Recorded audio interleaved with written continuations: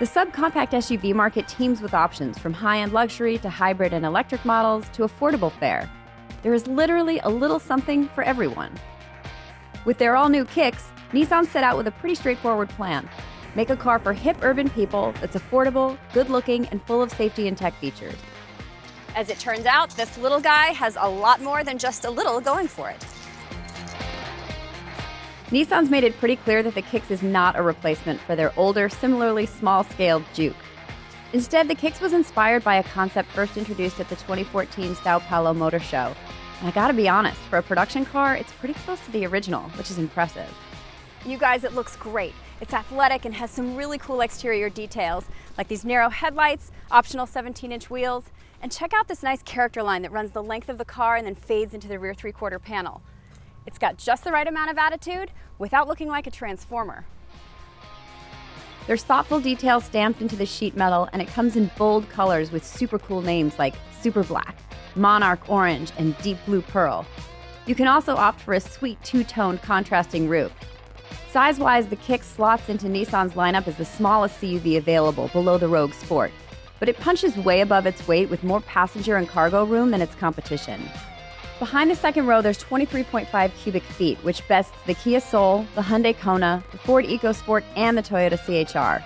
The low load-in floor makes it easy to get stuff into it.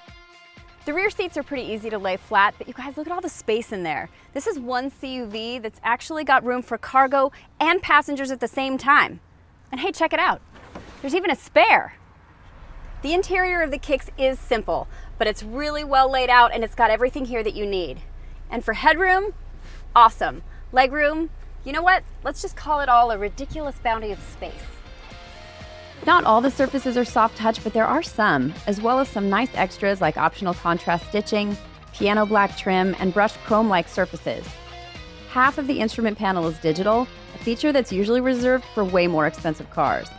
The 7-inch touchscreen is easily navigable, and Apple CarPlay and Android Auto come standard on the SV trim and above. The seats are a NASA-inspired zero-gravity design, and while they're not taking astronauts into space, heading through Kingman or Barstow, you won't be uncomfortable. Durable faux leather is also available on the highest SR trim. There are 2 USB ports here for your rear passengers, which is nice because there's not a whole lot else back here. There's no rear air vents, and there's not even a center armrest, so if you do plan to motor west, make sure the people are friends. Hey, Lynn. Hi, friend. The headroom back here is really great. The legroom is awesome too, so much that we invited our very tall, very amazing intern, Sean, to drive. And look, if I need extra room, I can just tuck my feet right underneath the seat. Now, the back seat is technically supposed to fit 3 people, but you guys, if they're regular sized, I'm gonna say not for long. Okay, bye, friends. Bye, friend. Bye.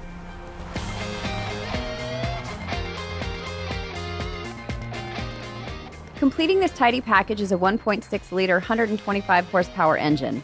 It's not going to move mountains or even drive up them very quickly because, well, again, 125 horsepower. On the plus side, though, a roughly 2,600 pounds curb weight gives the Kicks a decent power-to-weight ratio. For the intended audience, merging and the ability to swerve away from danger are likely priorities.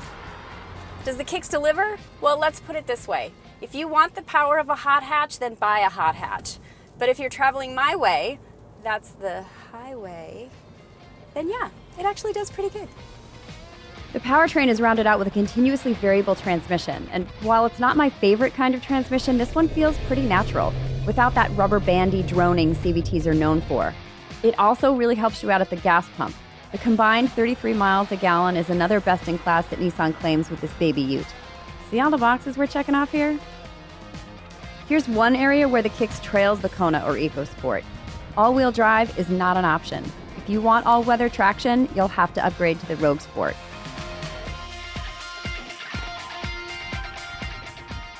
Built on the Versa platform, the ride quality is actually really good.